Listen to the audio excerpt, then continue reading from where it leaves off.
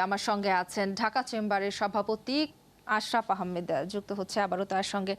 আশরাফ আহমেদ, আমরা একটি প্রতিবেদন দেখছিলাম যে এখানে আসলে তুলে ধরা হয়েছে যে গত 1 বছর আগে যখন বাজেট পেশ করা হয়েছিল তখন অর্থনীতির সূচকগুলোর যে অবস্থা ছিল এখন কিন্তু দেখা যাচ্ছে যে তুলনামূলকভাবে সেই সূচকগুলো অনেকটাই দুর্বল হয়েছে।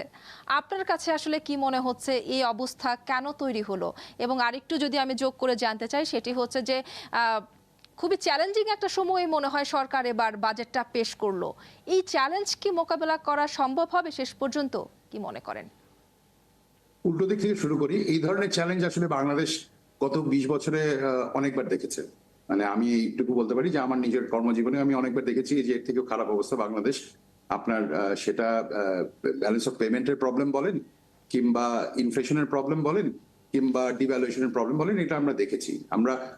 বাট এই প্রসঙ্গে যাওয়ার আগে একটু যদি পিছন থেকে শুরু করি যে আমাদের ডলার ক্রাইসিসটা শুরু হয় কেন। আমাদের ডলার ক্রাইসিসটা শুরু হয় বিকজ 2022-23 সনে এবং 24-এর প্রথম দিকেও আমরা আসলে আমাদের যে বিশাল অঙ্কের একটা পেয়েবলস ছিল, যেটা আমরা বেসিক্যালি ডলারে ডিনোমিনেটেড আপনার বেসরকারি খাতে চলতি ঋণ ছিল, সেই ঋণগুলো আমরা মোটামুটি পুরোটাই ফেরত দিয়ে দিয়েছি। এটা ফেরত দেওয়ার ফলে যেটা হয়েছে সেটা হলো যে আপনার আমাদের ডলারের যে রিজার্ভ ছিল তার উপর একটা চাপ পড়েছে। আমরা কিন্তু গত দুই বছর ধরে এই চাপটার কারণেই কিন্তু আমাদের যে ডলার সংকট বলছি আমরা, এটার সূত্রপাত কিন্তু এখানেই হয়। বাংলাদেশ ব্যাংক যখন আপনার এবং এটা সূত্রপাত 2022 সনে কেন হয়, তার কারণটা হচ্ছে যে আপনার 2022 সনের এপ্রিল মাসে ইউএস ডলারের ইন্টারেস্ট রেট হঠাৎ করে আপনার 0.5 থেকে বাড়া শুরু করে এবং বাড়তে বাড়তে গিয়ে এটা 5% গিয়ে ঠেকে।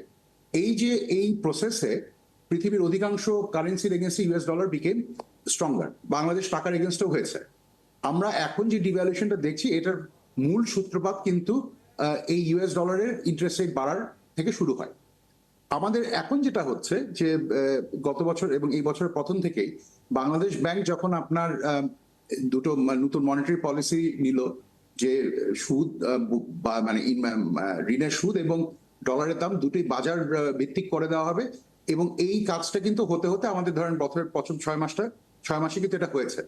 এটার ফলে কিন্তু আমরা আশা করছি যে মূল্যস্ফীতির যে ধারাটা ছিল এটা একদিক থেকে যেমন কমে আসবে। সো গত বছরে যে প্রবলেমটা ছিল যে ব্যালেন্স অফ পেমেন্টের ঘাটতির সমস্যা এবং মূল্যস্ফীতির প্রবলেম, এই দুটোই আসলে এই বছর কেটে যাওয়া উচিত বাংলাদেশ ব্যাংকের 3-4টা পদক্ষেপের ফলে।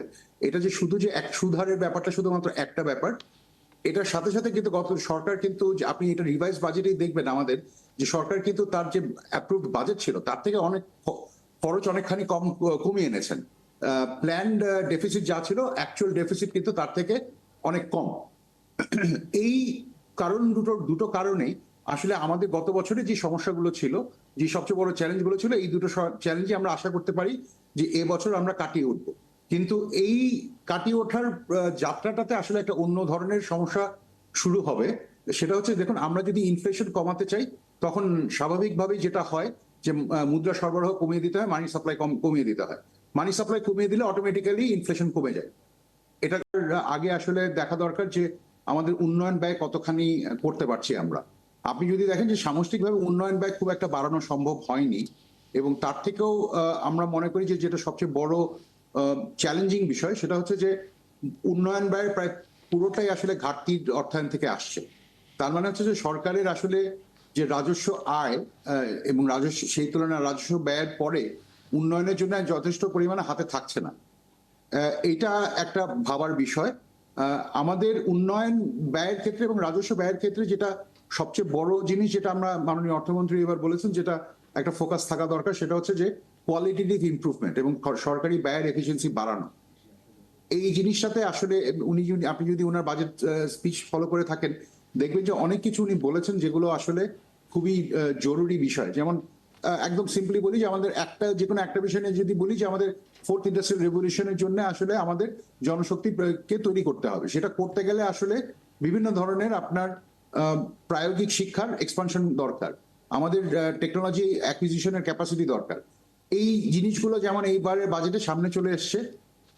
আমরা এটার আরো ডিটেল অ্যানালিসিস যখন দেখতে পারবো তখন আমরা আসলে বুঝতে পারবো যে কোন খাতের কোন ধরনের প্রজেক্টে বরাদ্দ পাওয়া যাচ্ছে, কোথায় পাওয়া যাচ্ছে না। তখন আসলে আমাদের একটা সুযোগ থাকবে এবং সরকারেরও একটা সুযোগ আছে যে এই বাজেট বরাদ্দগুলো কিছু কিছু জায়গায় হয়তো পুনর্বিবেচনা করা যেতে পারে। আচ্ছা, বা একটি বিষয় যে এবার আমরা দেখতে পাচ্ছি যে এনবিআর কে আরো বড় অঙ্কের টার্গেট বেঁধে দেওয়া হচ্ছে। চলতি অর্থ বছরেও আমরা এনবিআর পক্ষ থেকে যেটি দেখলাম যে রাজস্ব আহরণ কিন্তু খুব একটা বা লক্ষ্য পূরণের কাছাকাছি বা লক্ষ্য পূরণ করতে হয়তো বা পারবে না, সেটি বোঝা যাচ্ছে। কিন্তু আগামী নতুন অর্থ বছরের জন্য আরো টার্গেট বড় আকারে বেঁধে দেওয়া হলো। এইটাকে আসলে আপনি কিভাবে দেখছেন এবং এতে করে আপনারা কোনো চাপ ফিল করছেন কিনা? দেখুন, আমাদের উপরে চাপ ফিল করার কিছুটা তো আমরা করি, কারণ আপনাকে মানতে হবে যে বাংলাদেশের যত রাজস্ব আয় হয় তার সিংহভাগই আসে ব্যবসায়ীদের কাছ থেকে, এবং সেটা হয় আপনি আমদানি শুল্ক হোক কিংবা আয়কর হোক অথবা ভ্যাট হোক।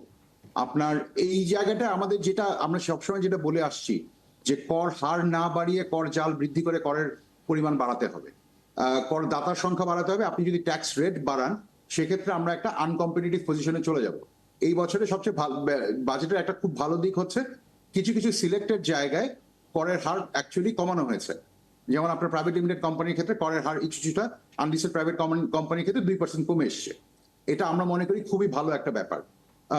একই সাথে আপনি যদি আয়করের সাথে সাথে দেখেন যে আপনার ভ্যাটের যে নেট, অর্থাৎ ভ্যাট দাতার সংখ্যা বাড়ানোর জন্য কিন্তু এনবিআর এর গত কয়েক বছর ধরে কিন্তু বেশ কিছু ইনিশিয়েটিভ খুব কাজে দিয়েছে। যেমন আপনার এই যে পিসিআর রিকোয়ারমেন্ট, যে আপনি বিভিন্ন ধরনের সরকারি পেতে গেলে, সেবা পেতে গেলে আপনাকে প্রমাণ করতে হবে যে আপনি ট্যাক্স রিটার্ন ফাইল করেছেন। আমরা যেটা দেখতে পাচ্ছি এই বছর এটাও আসলে বাড়ানো হয়েছে। আমরা মনে করি যে এই উদ্যোগগুলো চলতে থাকলে দেশে করদাতার সংখ্যা বাড়বে, করদাতার সংখ্যা বাড়লে করের হার না বাড়লেও করের পরিমাণ বাড়বে। আচ্ছা, এনবিআর কে আরো শক্তিশালী করা হয়েছে, বাট আরো বোধহয় অনেক কিছু করার বাকি আছে। এবং আমাদেরকে একটু মাথায় রাখতে হবে যে আমরা আসলে 17 বছরের মাথায় একটা উন্নত দেশ হতে চাচ্ছি। সেটা এই উন্নত দেশ হতে গেলে আপনার ট্যাক্স টু জিডিপি রেশিও 30% লেভেলে যেতে হবে, যেটা আমাদের এখন 10%-এর নিচে। আচ্ছা, আশরাফ আহমেদ আপনি আছেন আমার সঙ্গে। আমার আরো একটা বিরতির সময় হয়ে গেছে।